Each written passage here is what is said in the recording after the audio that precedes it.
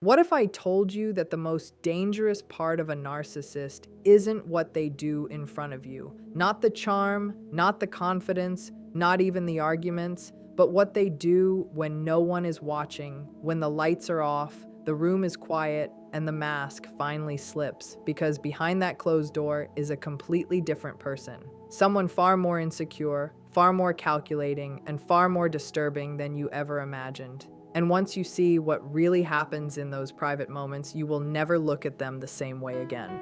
When you deal with a narcissistic person, one of the most unsettling realities to understand is that the version of them you see in public is often nothing more than a carefully engineered performance, almost like an actor stepping onto a stage, because their entire social presence is built around managing how others perceive them rather than simply being authentic. So every smile, every story, every generous gesture is calculated to create admiration, respect, or even intimidation. And this image management becomes their full-time job, which means they are constantly scanning the room for reactions, adjusting their tone, exaggerating achievements, hiding flaws, and presenting themselves as confident, superior, or uniquely special.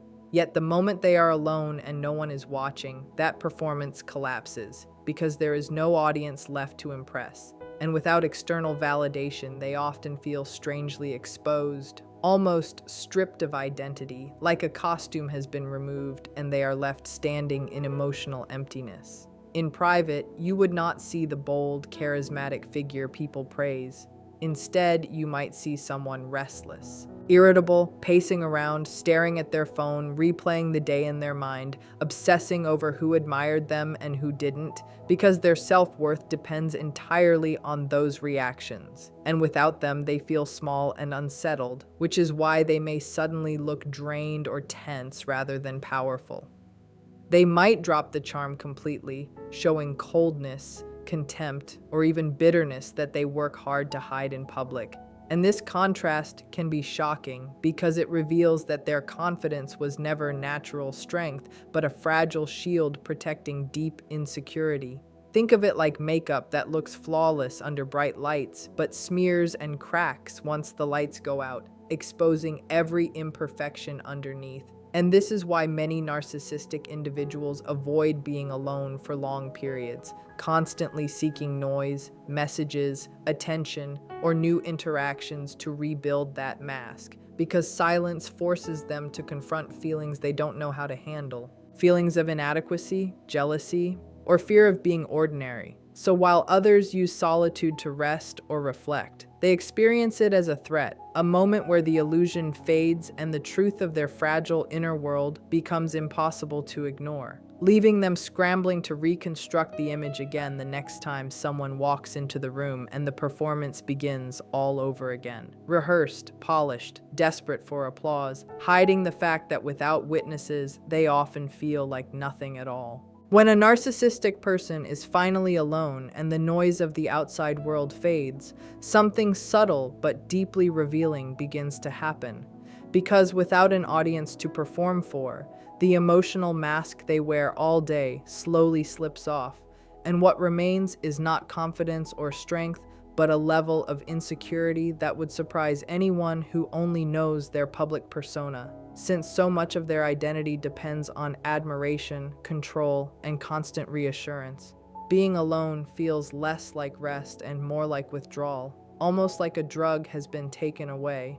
And you may notice that instead of relaxing peacefully, they become agitated, distracted, or tense, checking their phone repeatedly, opening and closing apps, looking for messages, likes, or any tiny sign that someone still sees them, still values them, still confirms their importance, because silence gives their mind too much space to wander into uncomfortable territory. In that quiet, their thoughts often turn harsh and self-critical, though they would never admit it out loud, replaying moments where they didn't look perfect or where someone challenged them. And what looks like arrogance during the day turns into private self-doubt at night, a constant questioning of whether they are losing relevance, losing power, losing status, And this fear can feel so intense that they mentally scramble to protect themselves by blaming others, convincing themselves that people are jealous, stupid, or ungrateful. Anything to avoid facing the deeper feeling that they might simply not be enough.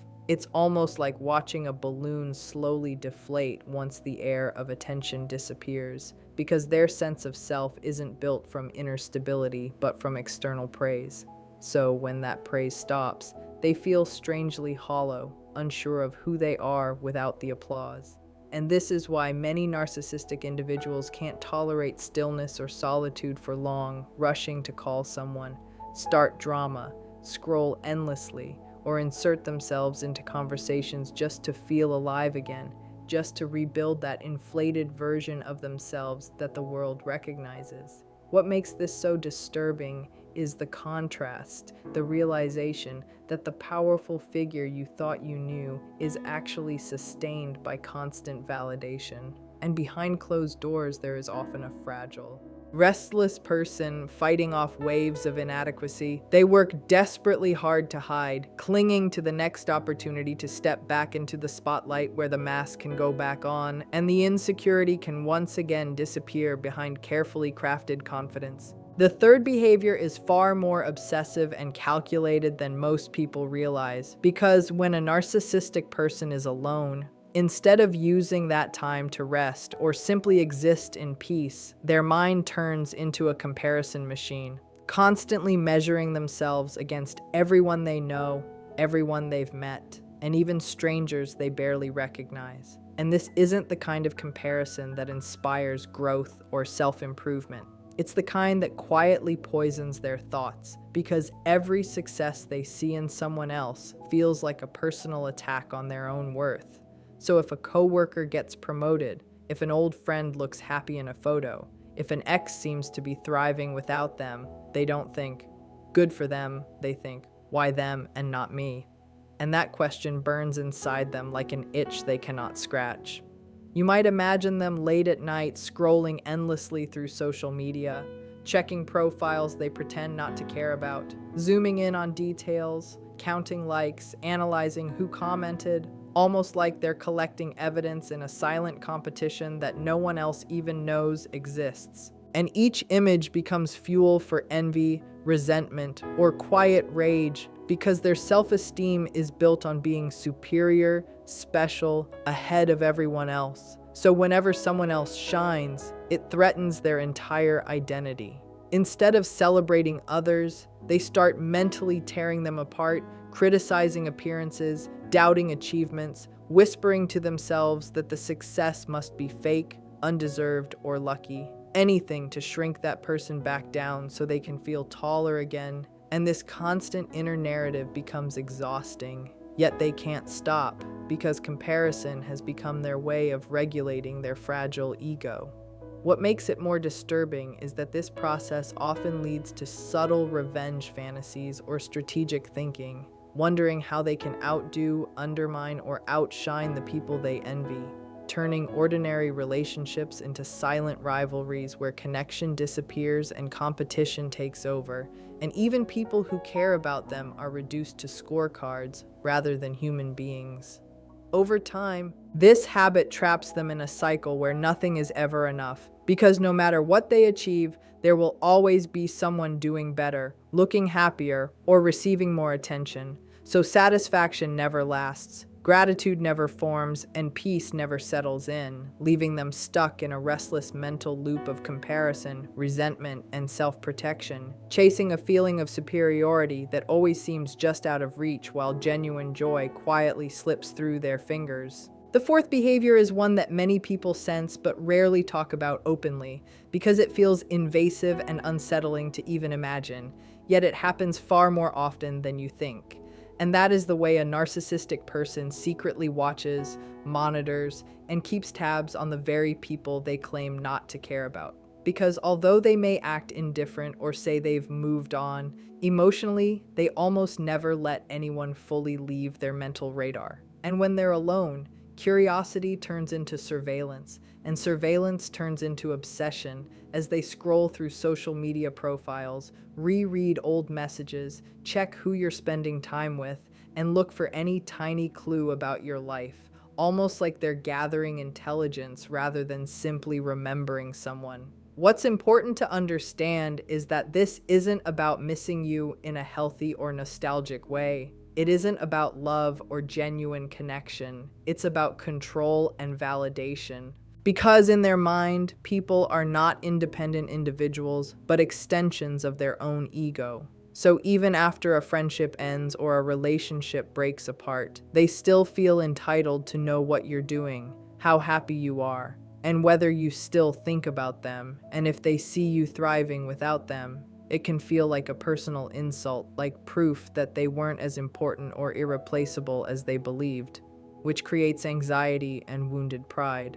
So they watch more closely, sometimes late at night when no one else is around, clicking through stories, checking timestamps, comparing who interacts with you now versus before, trying to measure whether they still have any emotional hold. And this behavior can become almost compulsive because each piece of information gives them a brief hit of reassurance, either confirming that you're struggling, which makes them feel powerful, or motivating them to reinsert themselves into your life in some way if you seem too happy without them. It's less about caring and more about ownership, less about connection and more about dominance. And what makes it disturbing is how hidden it is. Because to your face, they may act detached, even dismissive, while in private, they are quietly tracking your existence, unable to truly let go, unable to accept that the world continues without their influence. So their alone time becomes a secret window into other people's lives, not out of affection, but out of a restless need to feel relevant, important, and still somehow in control, even when they are no longer part of the story. The fifth behavior is quieter than the others, but far more haunting. Because when a narcissistic person is finally alone and there are no distractions left, no conversations to dominate, no admiration to collect, and no one to blame or impress, they are forced to sit with something they spend their entire life trying to outrun. And that is a deep, heavy sense of emptiness that feels almost impossible for them to explain, let alone tolerate. Because despite the grandiosity, the bragging, and the larger-than-life persona they project to the world, there is often no stable inner core underneath, no grounded sense of, this is who I am. Just a collection of roles and masks stitched together from other people's reactions. So when the room goes quiet and the attention disappears, it can feel like their identity dissolves right along with it. Instead of enjoying solitude the way emotionally healthy people often do, they may feel restless within minutes, pacing around, turning on the television for background noise, checking their phone repeatedly, starting arguments online, or looking for someone to text, not because they have something meaningful to say, but because they cannot stand the silence pressing in on them. And that silence tends to amplify uncomfortable thoughts they try hard to avoid. Thoughts about inadequacy, rejection, aging, failure, or being ordinary, fears that contradict the powerful image they work so hard to maintain. This inner void can show up as sudden boredom, irritability, or even low-grade depression. Yet instead of recognizing it as an emotional wound, they often interpret it as the world not giving them enough stimulation or recognition, which drives them to seek more drama, more attention, more chaos just to feel something again, almost like someone turning up the volume to drown out an unsettling hum in the background.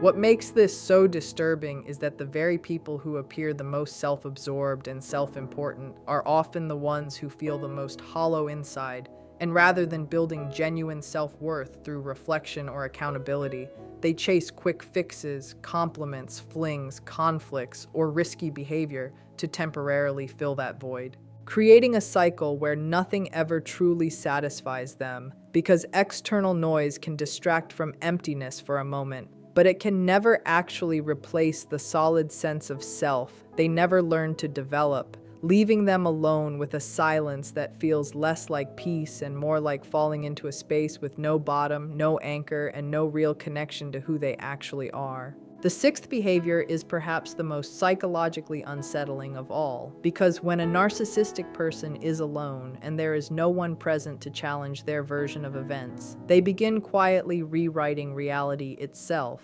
almost like an author editing a story after it has already happened, changing details, deleting their own mistakes, and reshaping the past until it perfectly protects their ego. And this isn't simple daydreaming or harmless reflection. It's a deliberate mental process where accountability slowly disappears and self-justification takes its place because accepting responsibility would force them to confront shame, guilt, or imperfection, emotions that feel unbearable to someone whose identity depends on always being right, always being superior, always being the victim or the hero, but never the one at fault. So they sit there replaying old conflicts in their mind, but each time the memory shifts slightly, your words become harsher than they really were, their tone becomes calmer than it actually was, their hurtful actions suddenly feel reasonable or necessary, and before long they genuinely believe this edited version of events, convincing themselves that they were misunderstood,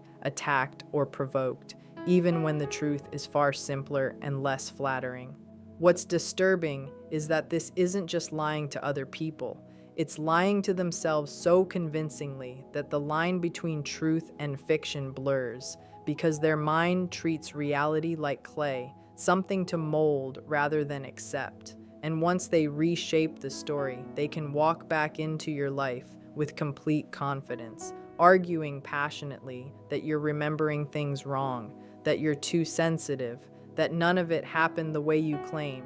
And since they have rehearsed this revised narrative alone so many times, they sound calm and certain while you're left doubting your own memory. This private rehearsal strengthens their denial, making apologies almost impossible and empathy incredibly rare, because in their rewritten world, they didn't do anything wrong in the first place, which allows them to repeat the same behaviors without learning or growing, trapped in a cycle where every mistake is erased instead of examined.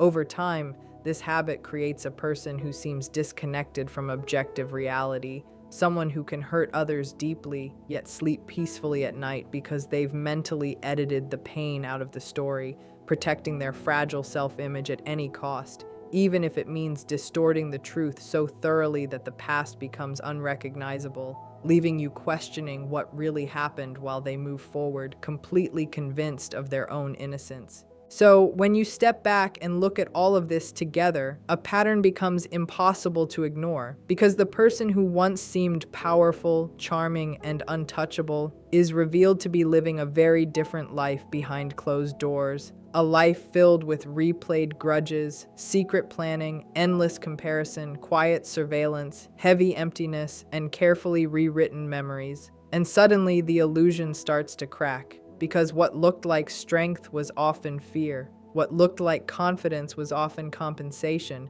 and what looked like control was often desperation. And this is the part most people never see, the private reality that explains why dealing with them feels so confusing and so emotionally exhausting, because you weren't interacting with a stable, grounded person. You were interacting with someone constantly fighting their own fragile inner world. Understanding this doesn't mean you excuse their behavior or feel sorry for them. It means you stop personalizing the damage they caused, because their manipulation, their coldness, their cruelty, and their mind games were never proof that you were unworthy. They were symptoms of wounds they never healed and insecurities they never faced. And once you truly grasp that, something powerful happens inside you. You stop chasing their approval. You stop trying to fix them. You stop replaying what you could have done differently, because you finally see that nothing you did could have filled a void that deep.